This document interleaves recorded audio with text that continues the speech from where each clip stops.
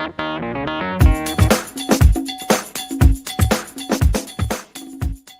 guys, welcome back to Noob Nerd, and today myself, named Sid, is ready for something special. I've just did my maths work and I look on YouTube and see what's my reward. A new Spider-Man trailer. Spider-Man is my favourite superhero of all time. Ever since I was a kid, always loved the character, always loved the movies. Even the Amazing Spider-Man movies aren't that good, but of course, back in the day, a couple of years ago, I was still always up for it. I was a kid. And now Spider-Man is a kid. He's played by Tom Holland. Just really, it looks like he's going to be growing up with us as the MCU goes up, and of course, it'll be very interesting to see how the events of Endgame now factor into this. Of course, today was supposed to be the day where all the spoilers have been allowed to come out properly, and that makes sense why they're now posting the trailer in there. So yeah, I'm really interested to see how they handle that. Of course, I don't want them to spoil everything in terms of how everything affects everything. I want to say that for the movie itself, but obviously this is the first official trailer. The first teaser trailer gave us a lot, to be fair. Gave us cool Easter eggs, gave us hints at Hydro Man, Sandman, or projection of Sandman. I don't think that's actually going to be who we think it is. Of course, lots of people speculating, how's Mysterio a hero? He's got to be becoming the villain by the end of it, right? He's played by Jake Gyllenhaal. Watched him in Nightcrawler a while back. Fantastic actor. So glad he's here. So glad he's playing a new villain, something to breathe new life in the Spider-Man movies. A setting, they're going into different countries. That's so cool. Something you've never seen Spider-Man do before. And obviously, you want to see the old favourites eventually come back, like Norman Osborn, Green Goblin, Doctor Octopus. You want to see them eventually, but for now, they've chosen a young actor. They can do how many movies they like, almost like the Harry Potter style, as I think they've been trying to do. So yeah, I've heard a lot about this trailer from like leaks. People have already seen it. Maybe MJ is going to become more like MJ in the comics. I don't know. I don't mind how she is here because she was already portrayed brilliantly in the Sam Raimi movies, in my opinion. So it's fine if they do something different with it. But yeah, let's just get on with it, hey? In 3, 2, 1, and go.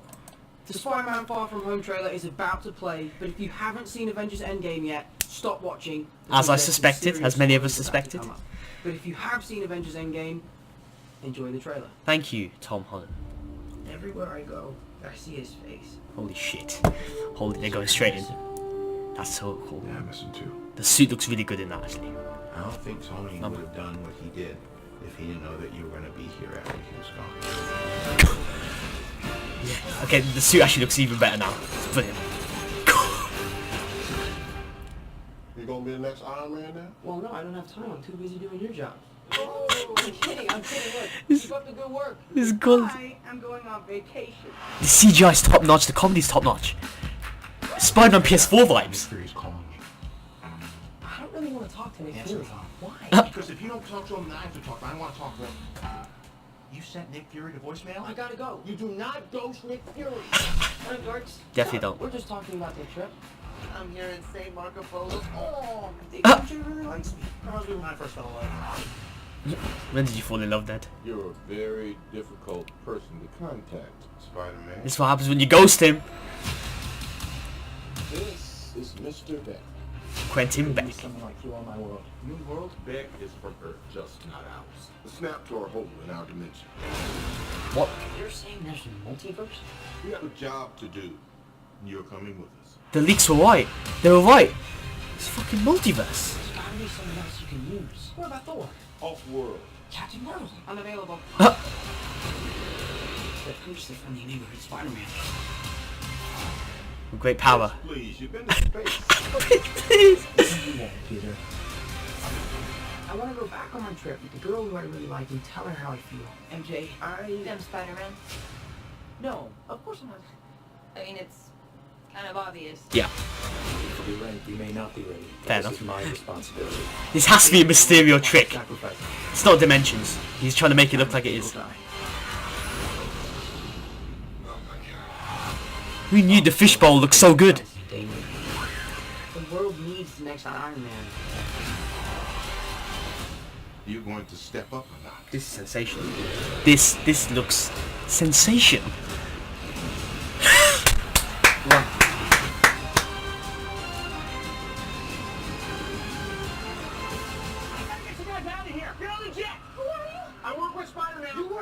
Spider-Man? I want one Spider-Man, not more Spider-Man.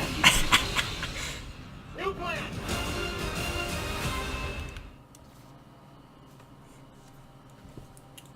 Well, just when you think Marvel's just expended all their hype, no.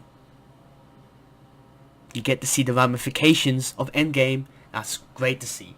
That's really, really good to see. Wow, the big takeaway from this is the introduction of multiverse and how these monsters have come in the first place. But I still think this is a ruse. I'm glad that they're mentioning it in these. We got to the point in these comic book movies that saying stuff like this is saying this comic book language is not looked down upon. It's now looked forward. It's now looking forward to a new age of comic book movies where you can do almost anything crazy as you like and do connective tissues between movies. And wow, I really like the graffiti of Iron Man everywhere. Wow, that reminds me of Spider-Man PS4 so much, of the other superheroes in that game. It was giving me serious vibes when all the criminals were hanging off the building and Spider-Man's wearing his iron suit. He doesn't really need to wear that iron suit. That just gives him an unfair advantage over the normal criminals in the city. But it looks so, the CGI looks even better than it did in Infinity War, because in some places in that movie, in those movies, that it did kind of look a bit fake, that he wasn't actually in that suit. But here it looks even better. And you see Tom Holland's talking to Jon Favreau's character, Happy Hogan, trying to console to him. He looks really, in one instance, he looks like straight after the funeral of Tony Stark, where he's like, literally, his eyes are crying. Wow. They really are picking up straight after, I think. I mean, they'll probably do it, of course, a few time jumps, obviously. But yeah. Of course, it looks like the whole debate team got snapped and came back. It'll be interesting to see if they have a few jokes about that, or they actually take it seriously, like, crap, we just came back 5 years later, and some of our students are just in college now, you know what I mean? Maybe a few of the Spider-Man characters from the comics, like I saw on Twitter, someone said, oh, imagine if Miles Morales, he was in the school, but now he's grown up or something. Oh, but of course, I don't think we've seen Miles Morales yet, so, yeah, but forget about that. We've got that Spider-Verse in it, so, but it looks like Sony are working well with Marvel right now. But it looks like, of course, it was an interesting line, he said, oh, we need a new Iron Man, but maybe this movie is like and of course all these movies are like lessons for Peter. And of course you had that in Homecoming, trying to be your own hero and not trying to copy off someone else. And I think maybe this movie will teach him he doesn't have to be the same as Iron Man. He doesn't have to fill in his boots. He has to do something more than that. He has to be his own hero, and that's how you're gonna honor his legacy, Tony Stark's legacy. Wow. Spider-Man is my favourite character so much, and right now, of course, Tobey Maguire and Andrew Garfield did such a good job playing those characters. Tom Holland is getting there. He's getting there for me. He's still a good actor. He's still great as Peter Parker in this world, but of course, the whole point is that by the end of the 10-year cycle, maybe in Avengers 7, he'll reach that Tony Stark Captain America elevation level, as I mentioned in my review in Avengers Endgame. Check that out, please. So I'm just plugging everything. I didn't make a reaction to the first trailer. I did a talk about like how could Far From Home live up to Spider-Verse, and could they ever live up to Spider-Man PS4 and Spider-Verse in terms of creative and just terms of everything. I knew it was going to be a good movie, but after the media we've got of Spider-Man last year, people saying it was the year of Spider-Man last year, so I was just like a little bit concerned of how it would live up to that. But it looks like it really is doing that. So yeah. I can't wait. You could say they kind of spoiled the moment when MJ finds out that he is Spider-Man, but it was kind of obvious in a way. And to be fair, MJ is not the really most complex character. Hopefully we get a lot more character development and get to know her a bit more throughout this journey, this version. And yeah, I can't see why she won't be a better character than she already is, because in trailers, hopefully they're just hiding that, and her finding out about him being Spider-Man, already knowing, is just the tip of the iceberg, because I want to see that romance develop properly, because all aspects of Spider-Man are great. Whereas the romance, whereas the villains, whereas the relationships with other Marvel characters that were finally being showcased in this universe, it's brilliant. Yeah, Mysterio with the fishbowl, brilliant. Of course you still want to see Jake Gyllenhaal's beautiful face and beautiful acting skills, but of course him, the fishbowl, who would have thought that would be That would be cool in live action. Mysterio's cool guy, man, and he's working with Shield here. But I think we all know that he's masquerading. He'll become a villain if he's not already one. You know what I mean? And whether those monsters are from other dimensions, that could be interesting. Of course, they said the snap caused the like tear in the hole of in the dimensional barrier or something. Yeah, it caused a hole in time and space that allowed these monsters to come in. That's a very interesting concept that could spill into other movies and form this Phase 4 arc. But I still have a feeling back in my head that Mysterio's just, I think, maybe using that as an excuse. That's part of his all fake plan.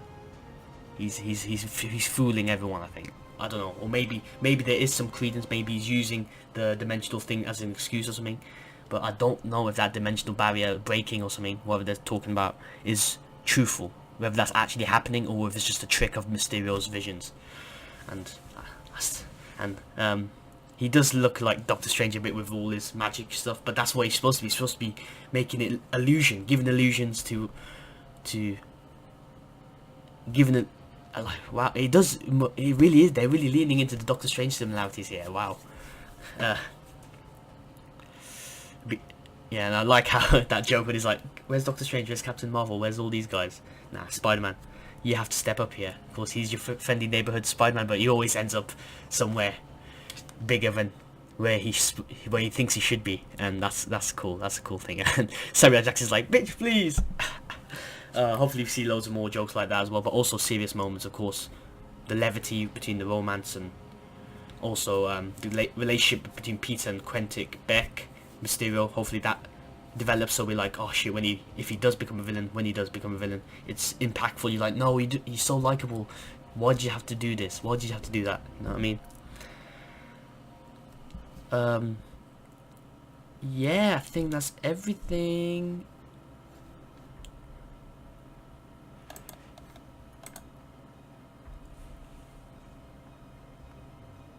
Oh, I just realised I've talking over the video. Oh no, I didn't show my face during it. Sorry guys. Oh, I guess I'll just put pictures over while I'm speaking. Apologies for that. I wanted to show my face while I'm talking, but I think I've let that all my thoughts out. Let me know what you guys think. Is it giving too much, or do you think there's more to offer here? Do you like the way they're giving the Spider-Man character a connection to Tony Stark's death? Do you think they're just going a bit too overboard now, or do you think this is just the pathway to Spider-Man becoming his own hero, which I think he should? It's a slow burn with these Marvel movies, but they're giving you some action set pieces that help you stay. I hope you stay hooked, and then once the character moments happen, it's worth it. I don't know. I'm rambling on now. Like, comment, subscribe, share. Always appreciate you watching, and I'll see you guys next time. Bye.